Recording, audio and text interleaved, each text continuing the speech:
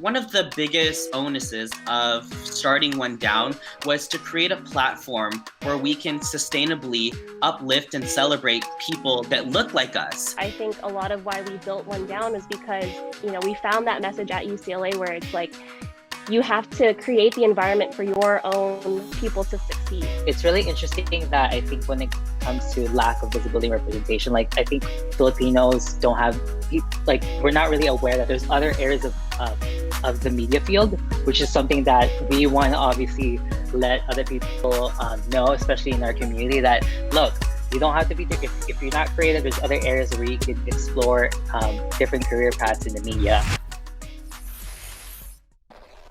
Leo, Kristine, Graz, welcome to the show. Now, I couldn't have asked for a better time to have you on than during Filipino American History Month. Although October is our time to honor the past, it's equally important to highlight the future of Filipino Americans. And, when it comes to showcasing our stories, the work you're all doing at One Down is standing out because it's fucking real. It's you're talking about authentic subjects that are specific to Filipinos. And that's so important because even though Asian American representation has improved over the years, a lot of Filipinos still feel left out of that inclusion. We account for over 3 million people in this country, and yet our representation in media doesn't seem to match. So my first question to each of you is, there's this giant lack of representation for Filipino Americans. What inspired you to stand up and do something about it? You all have very different origin stories, and I know you all have different personalities and backgrounds. How did they all converge? How did they all lead towards creating One Down? Yeah, so I think when we talk about representation, it was coming from a Filipino household. I grew up where representation to me was lacking when it had to do with creative endeavors. So, I grew up and my family always wanted me to either go into the military or the Navy, along with what my mom did, what my sister did. So those paths were essentially laid out for me, but I wanted to go with something that was more creative. But, representation, there wasn't any Filipino directors or filmmakers that I knew of growing up that I could pinpoint and say like, oh, that's what I want to do, or that's kind of the career path that I want to take. And so, I entered into UCLA as a biochemistry major. Whoa. And, I hated it. I didn't want to do that. And I kind of left that path and I started to go on to something else that felt a little bit more authentic to what I wanted to do. And I ended up studying sociology. So I didn't end up studying film because it still was, in a sense, stigmatized by my family. I've even gotten comments where I've had an uncle saying, oh, doctors sleep in their mansions and directors sleep in their cars.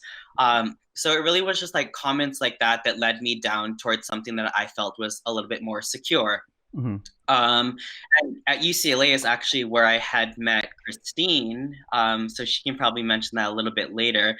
But, we kind of were involved in the same organization, Samhang Filipino, which is the Filipino organization at UCLA.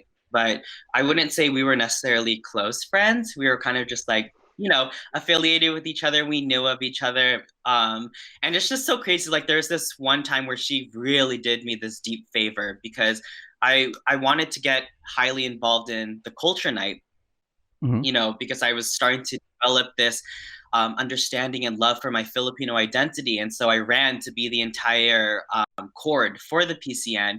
And, Kristine was there to help me with like my flyers, help me with my speech and everything. I didn't end up winning, but that was just like a really surreal moment for me because, Kristine and I weren't even close, but for her to kind of step up and help me in that moment meant a lot.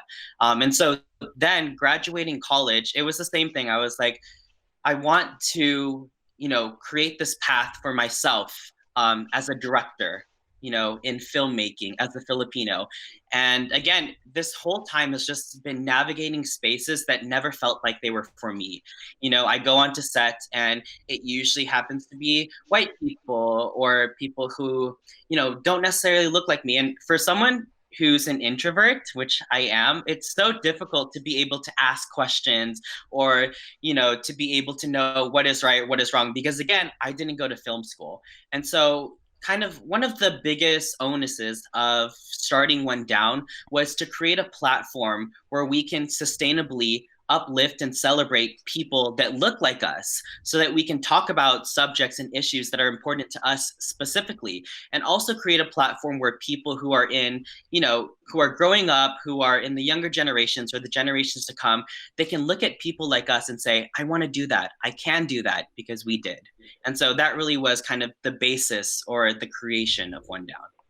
Wow, I love, and especially your point about, having that moment of it's sort of like, one foot in the door and the other foot back, of trying to navigate between your passion and what you're creative about, but also trying to, appease the family desire of stability. And so, oftentimes a lot of people of color end up in this situation because they're, and especially if you're in an immigrant or working class family, where it's like, you have to be the one to help the family and lift up the family. And so, your tale definitely resonates with a lot of people.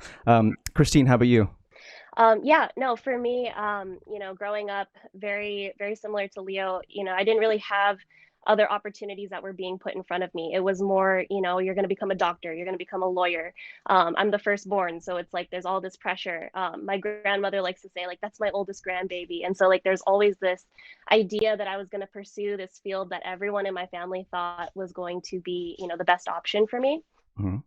But similar to Leo, I started out at UCLA as a psychobio major. And I remember my second quarter taking chemistry, I was so just overwhelmed with the amount of information and the things I was expected to remember. And I just sat there thinking before my midterm, I don't want to do this for 4 years. I don't want to pretend to enjoy this and pursue this path and then end up ultimately unhappy.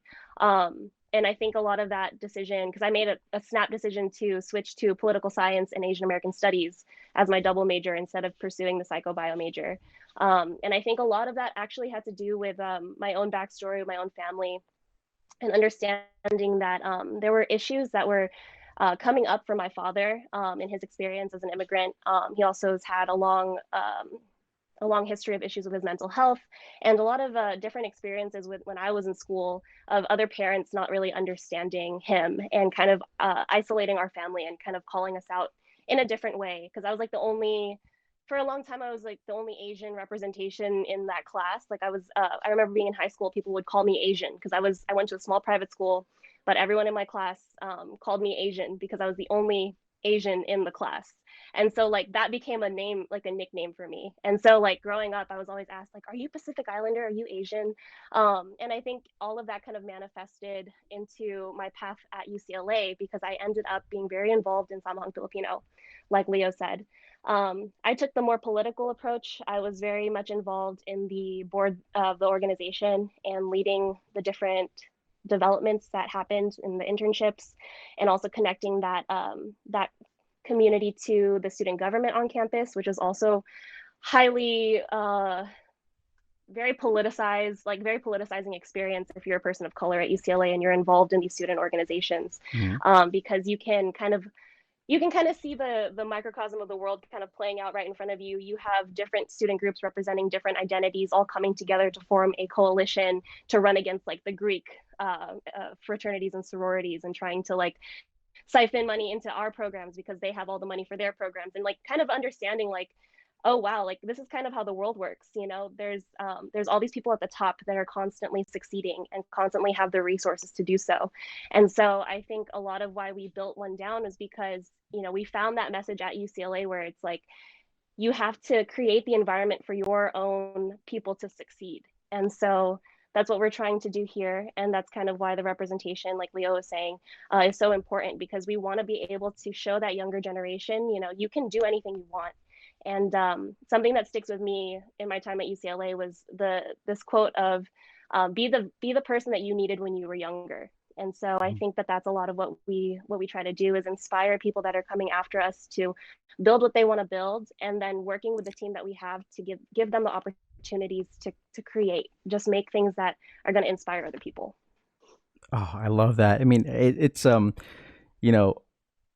it's sort of this tragically beautiful thing that happens to a lot of people of color, where you grow up not finding this space where you feel recognized. And in your case, that story about them only referring to you as Asian, like I know that because I remember when I was like 18 years old trying to start a blog, I was like, should I call it the love life of a Filipino guy or the love life of an Asian guy? And I just didn't think that people gravitated towards Filipino people enough. So I was like, okay, well, I guess I'll just call it Asian or whatever.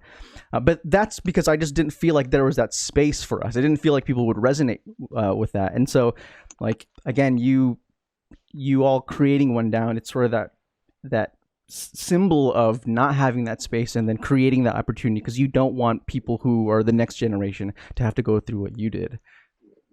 Right. Graz, how about you? All right. Well, for me, like I actually moved from the Philippines to LA when I was 9 years old. So like growing up, I had this idea of what America is, right? So, I pretty much grew up thinking that I had to assimilate to like the American culture, and I had to really push my Filipino-ness aside. Mm-hmm. And I actually grew up having to think like that, unfortunately, which is kind of crazy to think now. But throughout like high school, we had a Filipino club, and I was kind of exposed to my culture again and really appreciate it even more. And then it exploded even more when I was in college. And I think working in media specifically, a lot of people assume that, if you're working in media, it's either you're in front of the camera, it's more the creative side of things. But for me, I found my passion in like the marketing side of the media, right? So it's really interesting that I think when it comes to lack of visibility and representation, like I think Filipinos don't have people, like we're not really aware that there's other areas of the media field, which is something that we want to obviously let other people know, especially in our community, that look, you don't have to be if you're not creative, there's other areas where you could explore different career paths in the media. And I think also growing up, like you kind of have it. I think in our culture specifically, I like to think that it's kind of sad to say, but we're pretty narrow-minded when it comes to what is considered successful. So I know like Leo and Kristine mentioned this, but I kind of grew up also thinking that in order for me to be successful, I have to go into the medical field. I have to be a nurse. I have to be a doctor. So I kind of learned that wasn't perfect for me when I tried taking like science courses when I was going to community college to transfer to UC Davis. And I quickly learned that I was like, oh my gosh, I hate the lab. I hate chemistry. I hate all this. I hate all of this stuff that I'm like never going to care about.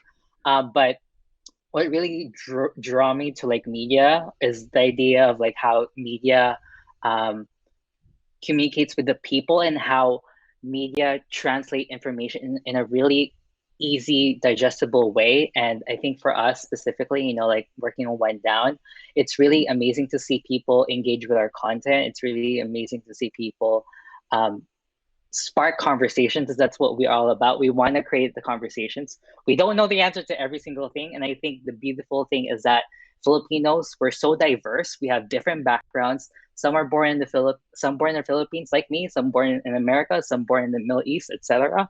And the beautiful thing is that at the end of the day, we're all Filipinos. We come from our blood, ancestors come from the Philippines. So yeah. What you said about a lot of people, especially older generation Filipinos, who look at media and they think that only people who are directors and actors can work in media.